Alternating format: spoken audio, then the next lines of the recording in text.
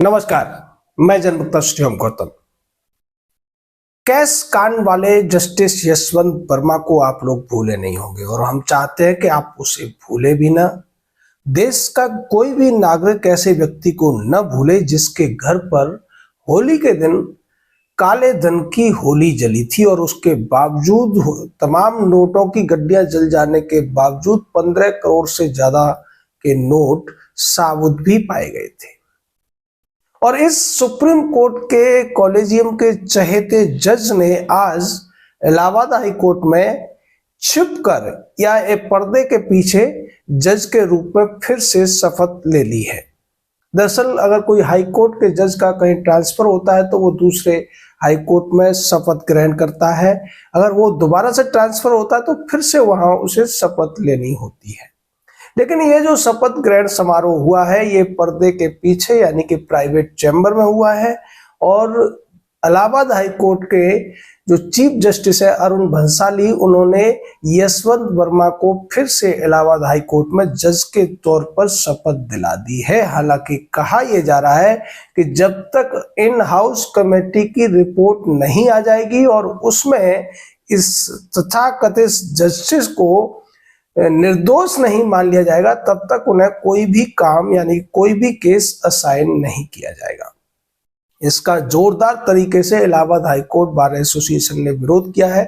वो पहले से इस बात का विरोध करते रहे कि किसी भी करप्ट जज को आप हमारे यहाँ कूड़ेदान समझकर क्यों भेज रहे हैं। उन्होंने ये मांग रखी थी कि जस्टिस यशवंत वर्मा के खिलाफ जो आरोप है पहले उनकी जांच होनी चाहिए और अगर वो अपराधी पाए जाते हैं तो उनके खिलाफ सख्त सजा का भी निर्धारण सुप्रीम कोर्ट को करना चाहिए। लेकिन सुप्रीम कोर्ट के कॉलेजियम ने जिस तरीके से इस पूरे मामले को दबाने की कोशिश की, हफ्ते भर तक ये बात बिल्कुल सामने नहीं आई कि एक हाईकोर्ट के जज के घर से काले धन का पहाड़ पाया गया है। बोरों में भरकर नोटों की गड्डियां मिली हैं जिनकी संख्या कम से कम 3 से 4 हजार बताई जा रही है, क्योंकि उससे कम गड्डियों में तो 15 करोड़ की रकम बनेगी नहीं, ये आप कैलकुलेशन कर सकते हैं। उसके बाद जब पूरे देश में इसको लेकर मीडिया और सोशल मीडिया पे खासकर बहुत ज्यादा हंगामा हुआ, तब सुप्रीम कोर्ट के चीफ जस्टिस संजीव खन्ना ने आनन फानन में अपने साथियों को लगाया और इसकी लीपापोती शुरू कर दी। उन्होंने पहले तो ये दबाव डाला कि ये खबरें न उड़ाई जाए, अफवाहें न उड़ाई जाए, लेकिन जब ये बातें नहीं दबी और वीडियो फुटेज सामने आ गए तब उन्होंने इन हाउस कमेटी बना दी जिसमें 2 हाई कोर्ट्स के चीफ जस्टिस और 1 हाई कोर्ट के जज शामिल हैं। तमाम सवाल उठे कि इस केस को आप पुलिस को दे दीजिए, जांच एजेंसी को दे दीजिए, सरकार से सवाल पूछे गए। गृह मंत्री ने जवाब दे दिया कि सुप्रीम कोर्ट के किसी भी जज या हाई कोर्ट के किसी भी जज के खिलाफ हम लोग कोई जांच नहीं करा सकते हैं जब तक कि चीफ जस्टिस इसके लिए हमें रिक्वेस्ट न भेजे या उसकी परमिशन न दे। इसके बाद इलाहाबाद हाई कोर्ट में हड़ताल हुई, हड़ताल खूब हंगामा हुआ। वकीलों ने मांग रखी कि ऐसे टेंटेड या करप्ट जज को हमारे यहाँ न भेजा जाए, लेकिन सुप्रीम कोर्ट का जो कॉलेजियम है जिसने पहले ये कह दिया था कि यशवंत वर्मा का तबादला नहीं किया गया है, बाद में उसने यशवंत वर्मा को इलाहाबाद हाई कोर्ट भेज दिया और आज उसकी शपथ ग्रहण भी करा दिया गया। इससे 2 दिन पहले एक खबर आई थी कि सुप्रीम कोर्ट के चीफ जस्टिस ने सभी जजों को यह कह दिया है कि उन्हें अपनी संपत्तियों का ब्यौरा देना पड़ेगा और इस ब्यौरे को हम सार्वजनिक भी करेंगे। ऐसा संजीव खन्ना की तरफ से ये मैसेज मीडिया में दिया गया। लोगों को लगा कि शायद जनता के दबाव की वजह से सुप्रीम कोर्ट का जो कॉलेजियम का जो ऊंट है वो शायद पहाड़ के नीचे आता हुआ दिख रहा है, लेकिन ऐसा लगता है कि ये सब लीपापोती करने की एक कवायद मात्र दिखाई दे रही है। क्योंकि सुप्रीम कोर्ट के जजेस के लिए सब जो अपनी संपत्तियां हैं उनको सार्वजनिक करने का पहला प्रस्ताव जब आया था वो आज से 28 साल पहले का है। 1997 में पहली बार ये मांग उठी थी कि सुप्रीम कोर्ट के जजेस को भी अपनी जो प्रॉपर्टीज है, जो उनकी मिल्कियत है, जो चल अचल संपत्तियां उनके पास है, उसको सार्वजनिक करना चाहिए जिससे जनता भी उसका आकलन कर सके और अगर किसी के पास वो संपत्तियां उसके कार्यकाल के दौरान बहुत ज्यादा गति से बढ़ती हैं तो जनता उस पर सवाल उठा सके। लेकिन बड़ी चालाकी से सुप्रीम कोर्ट में इसको लेकर जब जब केसेज आए तो सुप्रीम कोर्ट के जो सीनियर जज थे जिनकी बेंच हुआ करती थी उन लोगों ने इन सवालों को टाल दिया। संजीव खन्ना से पहले जो सीजेआई थे चंद्रचूड़, उन्होंने भी इस पर एक बयान दिया था और ये कहा था कि जजों को ये घोषणाएं करनी चाहिए, लेकिन साथ ही साथ उन्होंने ये भी कह दिया कि किसी भी जज को हम इसके लिए दबाव नहीं डाल सकते और ये जो जानकारियां सीजेआई के पास आएंगी सीजेआई उनको सार्वजनिक करने के लिए नहीं सोच रहे, इस तरीके की बातें चंद्रचूड़ ने कही थी। तो फिर उसके सार्वजनिक या उनको डिटेल देने का मतलब क्या हुआ? अगर जजेस ने अपने सीजीआई को सारी डिटेल दे दी और उसने वो सारी की सारी फाइलें छुपा के रख ली तो फिर ये सार्वजनिक करना नहीं हुआ। वैसे भी सीजीआई को ज्यादातर जजों के बारे में जानकारी होती है कि किसके पास कितनी संपत्ति है, किसकी कितनी आमदनी है और कौन कैसे केसेस को देख रहा है। ये इनका एक कुनबा है, आप कह सकते हैं फ्रेटर्निटी है और इसमें बड़े वकील भी शामिल हैं जिसको हम बार बार रेखांकित करने की कोशिश कर रहे हैं। हमने जब आपको इस कॉलेजियम बनने की प्रक्रिया की जब हिस्ट्री बताई थी तब भी ये बताया था कि 1993 में 4 वकीलों की भी बड़ी भूमिका थी इस कॉलेजियम को संविधान से भी बड़ा बनवाने में। फिर से हम उनके नाम आपको याद दिला देते हैं, फली एस नरीमन, राम जेठमलानी और कपिल सिब्बल शांति भूषण। शांति भूषण तो अब इस दुनिया में नहीं है, राम जेठमलानी भी चले गए, लेकिन शांति भूषण का बेटा प्रशांत भूषण है और वो कॉलेजियम के पक्ष में बातें करता हुआ नजर आ रहा है। जिस तरीके से कपिल सिब्बल और अभिषेक मनु सिंघवी जैसे लोग उसकी वकालत कर रहे हैं कि कॉलेजियम जो कुछ कर रहा है वो सही है और संविधान सम्मत है, सरकार को कॉलेजियम को हटाने के बारे में सोचना भी नहीं चाहिए। इस मामले में ऐसा लग रहा था कि सरकार एनजेएसी लेकर आएगी, उसकी चर्चाएं भी हुई, लेकिन सरकार यहां पर एक बहुत बड़ी चाल चलती हुई नजर आ रही है। सरकार ये नहीं चाहती कि वो एक एनजेएसी जैसा या एनजेएसी को ही दोबारा से संसद में पारित करके लाएं और फिर से उसको लेकर सुप्रीम कोर्ट विक्टिम कार्ड खेलकर और उसे असंवैधानिक घोषित कर दे। इसी वजह से कानून मंत्री अर्जुन राम मेघवाल से जब एक सवाल पूछा गया कि क्या एनजेएसी को आप दोबारा वापस लेकर आ रहे हैं तो उन्होंने एनजेएसी की विशेषताएं तो बताई, संविधान का हवाला देकर किस तरीके से सुप्रीम कोर्ट के जो सीनियर जजों की बेंच थी उसने उसको खारिज किया, उसको असंवैधानिक घोषित किया 2015 में, ये भी उन्होंने बताया। लेकिन उन्होंने ये नहीं बताया कि सरकार इस कानून को दोबारा लेकर आएगी या नहीं लेकर आएगी। इसके पीछे की वजह यह है कि सरकार इस बार सुप्रीम कोर्ट के ऊपर जो जनता का दबाव बनता हुआ दिख रहा है उसको जारी रखना चाहती है, क्योंकि अगर सरकार इस पर काम करना शुरू कर देगी तो जनता पीछे हट जाएगी, जनता भी निश्चिंत हो जाएगी कि अगर सुप्रीम कोर्ट का कॉलेजियम नहीं सुधरेगा तो शायद सरकार उसको सुधार देगी।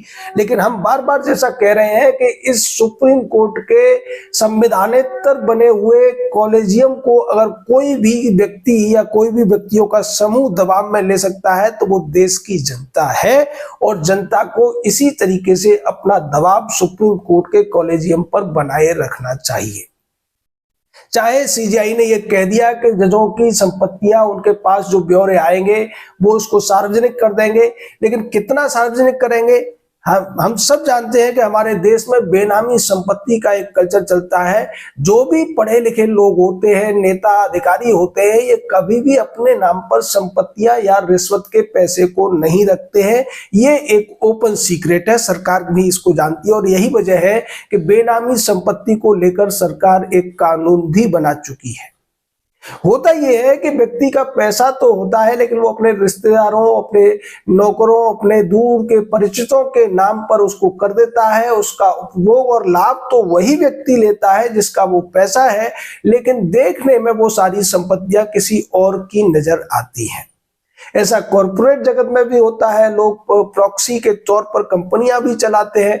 एक बड़ा उदाहरण मैं आपको दूं तो जैसे पतंजलि चलता है तो पतंजलि में बाबा रामदेव मालिक नहीं है, मेरे मालिक तो है वहां पर जो दूसरे उनके आचार्य हैं, और लेकिन संपत्तियां बाबा की ही है। उसी तरीके से नेताओं का भी होता है, नेताओं के पास बड़ी बड़ी संपत्तियां होती है। जब कोई मिनिस्टर बनता है, या पहले भ्रष्टाचारी मिनिस्टर जितने हुए थे और तमाम जांचों के बाद उनकी संपत्तियां नहीं पाई गई, उसका वजह यही थी कि उन्होंने ज्यादातर संपत्तियों को बेनामी के तौर पर रखा था। जितने भी भ्रष्ट अधिकारी होते हैं इसी तरीके को अपनाते हैं। और अब तो क्रिप्टो करेंसी आ गई है, तो वो क्रिप्टो के तौर पर आईफोन में आप उसका पासवर्ड रखते हैं, और आईफोन सुप्रीम कोर्ट की कृपा से आप उसका पासवर्ड नहीं ले सकते हैं। ये मामला अभी जब दिल्ली शराब घोटाले को लेकर बहसें हुई थी और दिल्ली का पूर्व मुख्यमंत्री जेल में था, तब इसकी बात जब ईडी बार बार कर रही थी, सीबीआई कर रही थी, तो सुप्रीम कोर्ट ने अभिषेक मनु सिंघवी की दलीलों से प्रभावित होकर, चूंकि उस समय का सीजेआई चंद्रचूड़ अभिषेक मनु सिंघवी का साथी था, इसलिए उन सब दलीलों को खारिज कर दिया। केजरीवाल ने अपना पासवर्ड नहीं दिया और उसकी पार्टी सड़कों पर आकर ये कहती रही कि ये शराब घोटाले की बात कर रहे हैं, लेकिन चवन्नी नहीं मिली है। वो चवन्नी मिल भी नहीं सकती। कोई व्यक्ति कितना भी बड़ा भ्रष्टाचार करे, अगर वो क्रिप्टो करेंसी में पैसा लेगा या बेनामी संपत्ति के रूप में उसको कन्वर्ट कर देगा, तो आप कितनी भी कोशिशें कर लीजिए, चवन्नी नहीं मिलेगी। यही होता हुआ दिख रहा है जुडिशरी के अंदर भी। तमाम लोग, और जिस तरीके से इलाहाबाद हाईकोर्ट ने जब इस पूरे प्रकरण का विरोध किया था, तो दूसरे राज्यों की बार एसोसिएशन भी उनके समर्थन में आ गई थी। लेकिन सुप्रीम कोर्ट के कॉलेजियम की हठधर्मिता देखिए कि उन्होंने जस्टिस यशवंत वर्मा को इलाहाबाद हाईकोर्ट भेजा भी और आज उसका शपथ ग्रहण भी करा दिया। यानी वो जिद पर अड़े हुए हैं कि हमसे बड़ा इस देश में कोई नहीं है, हम जो चाहे, जैसे चाहे, जब चाहे करेंगे, उस पर कोई सवाल नहीं उठा सकता। लेकिन जैसा कि हमारे यहाँ सनातनी संस्कृति में सिखाया जाता है कि किसी भी चीज की एक सीमा होती है, उस सीमा से पार जब भी कोई व्यक्ति या वस्तु चली जाती है, तो फिर उसका नियंत्रण होना जरूरी होता है। कबीरदास का एक पुराने साखी है कि निर्बल को न सताइए जाकी मोटी हाय, मुई खाल की श्वास सो सार भस्म हो जाए। तो सार यानी लोहे जितना मजबूत ये जो कॉलेजियम बन गया है, ये जनता की आहों से ही नष्ट हो जाएगा, ऐसा लगता है। सुप्रीम कोर्ट को इस बात की चिंता नहीं है कि देश में 5-5.5 करोड़ से ज्यादा केसेस पेंडिंग है। अकेले सुप्रीम कोर्ट में 70,000 से ज्यादा केसेस पेंडिंग है। उन्हें इस बात की चिंता होती है कि केजरीवाल को ज्यादा दिन जेल में नहीं रहना चाहिए, क्योंकि उसको प्रचार करना है। सुप्रीम कोर्ट की एक सोची समझी रणनीति होती है। जिन केसेस में बड़े वकील होते हैं और किसी बड़े नेता, बड़े भ्रष्टाचारी की जमानत के लिए वो जाते हैं, तो उन केसेस को वो फास्ट ट्रैक गति से निपटाते हैं। लेकिन जो जनता के केसेस होते हैं उनको वो ठंडे बस्ते में डाल देते हैं। उसके अलावा बड़े बड़े भ्रष्टाचारियों से संबंधित जो केसेस होते हैं, जहां उनको सजा होना निश्चित होता है, उन केसेस को भी वो बड़ा धीमी गति से सुनते हैं, जिससे उनको सजा न हो पाए। जैसा केजरीवाल का उदाहरण हमने आपको दिया, लालू प्रसाद का भी उदाहरण आपके सामने है कि लालू प्रसाद के ऊपर 25 साल से मुकदमा चल रहा है और हाई कोर्ट से सजा हो चुकी है, लेकिन सुप्रीम कोर्ट में अभी भी लालू को सजा नहीं हुई है। ऐसे ही तमाम जजेस के सब मामले हैं। बड़े बड़े जो भ्रष्टाचारी हैं उनके मामलों के साथ ऐसा ही होता है कि जमानत देते समय तो उनके केसेस में बहुत ज्यादा तेजी दिखाई जाती है और सजा देने के लिए बहुत ज्यादा देरी कर दी जाती है, जिससे ये लोग जो भ्रष्टाचार का धन कमाते हैं उसको बड़े आराम से अपने ऐसे आराम में लुटा सकते हैं। वही सब होता हुआ दिख रहा है दिल्ली हाईकोर्ट के पूर्व जज और वर्तमान में आज शपथ लेने के बाद में इलाहाबाद हाईकोर्ट के जज बन गए यशवंत वर्मा के साथ में। पूरा देश विरोध कर रहा है, जनता विरोध कर रही है। ये बार एसोसिएशन ये कह चुकी है कि हम उनके सामने केस नहीं लड़ेंगे और ना उनको केस लड़ने देंगे। और सुप्रीम कोर्ट को भी ये पता था और इलाहाबाद हाईकोर्ट के चीफ जस्टिस को भी ये पता था कि अगर खुले तौर पर यशवंत वर्मा की शपथ ग्रहण कराया जाएगा तो वहां हंगामा होगा, जूते चप्पल भी फेंक सकते हैं। यही वजह है कि छिपकर और बंद कमरे में यशवंत वर्मा को चुपके चोरी चोरी शपथ दिला दी गई है। लेकिन जनता को जागरूक रहने की जरूरत है। इस देश को सुधारने के लिए सुप्रीम कोर्ट बनाया गया था, जो अपराधी हैं उनको सजा देने के लिए सुप्रीम कोर्ट बनाया गया था, और अच्छे लोगों को अगर अपराध में फंसाया गया है तो उनको न्याय देने के लिए सुप्रीम कोर्ट बनाया गया था। लेकिन सुप्रीम कोर्ट जिस तरीके से ढील अपना रहा है भ्रष्टाचार के मुद्दों पर, खासकर जजों से जुड़े हुए मुद्दों पर, और जिस तरीके से सर्वोच्च न्यायालय ने संविधान को दता बनाकर अपने आप को सबसे बड़ा घोषित कर दिया है, सेपरेशन ऑफ पावर की जगह सुप्रीमेसी ऑफ पावर उन्होंने अपने पास रख ली है, तो उसका इलाज अगर कोई कर सकता है, उसको सुधार कोई कर सकता है, तो भारत की संप्रभु जनता कर सकती है। इसीलिए हम इस जनता को जगाने की कोशिश में लगे हुए हैं। जय हिंद, जय भारत।